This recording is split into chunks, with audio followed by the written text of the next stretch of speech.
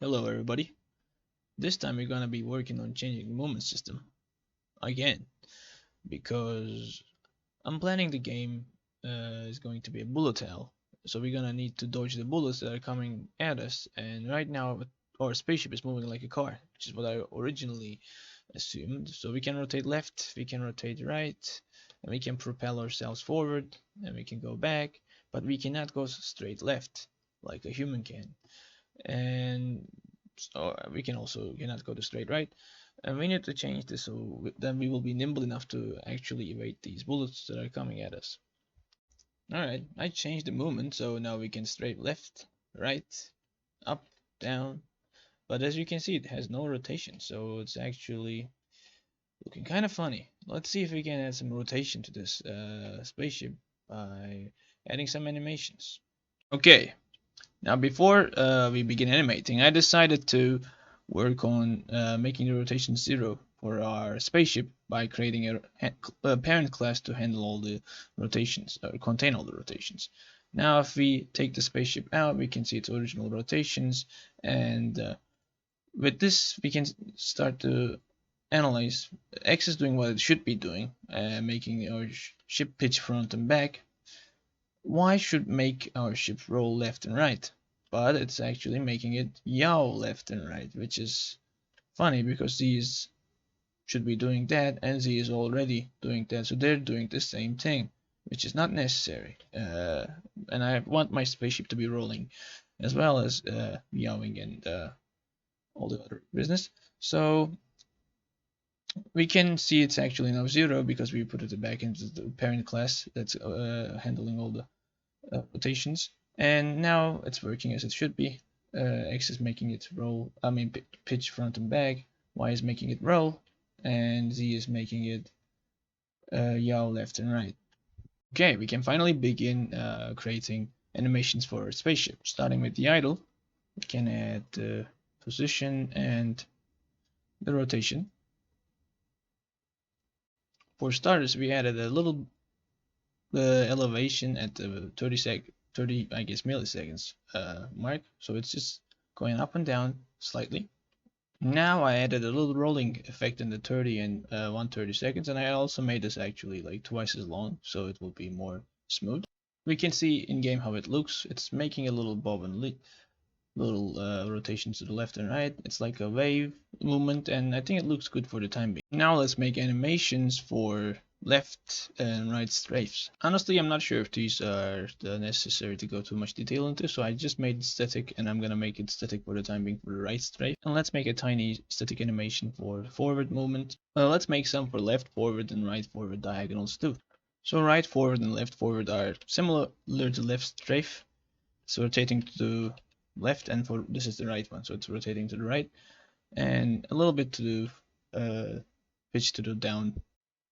So I created a blend tree with all these animations that we built. I also made it a no move, which no movement is happening. It's just standing still in that one, which is what it's currently at. We can see from this bottom left, although it's angled towards differently. This is the left strafe. This is the top left. This is just going forward. Top right and the right strafe, and we can see that in the game as well. The ship is tilting a little bit towards the down when we're going forward, and when we're going left, I mean top left, we are angled towards that direction, and when we're going left, we are angled to opposite of the right, same as we can see in the right strafe and top right. It also blended us some degree to the bottom right and bottom left, and that is fine. The only quirky movement is, which is a little bit better because I added no movement, is when I'm pressing left and right, it's usually close enough to the no movement, but when it's like fully left or like fully right, the transitions are a little bit bumpy, but that's good enough for the time being. Okay, now we were able to already move towards top as we've seen already, but for when we're going bottom, now we are rotating towards the bottom, and the animations are inversed for uh, bottom, so it will mimic what it's doing when it's going at the top.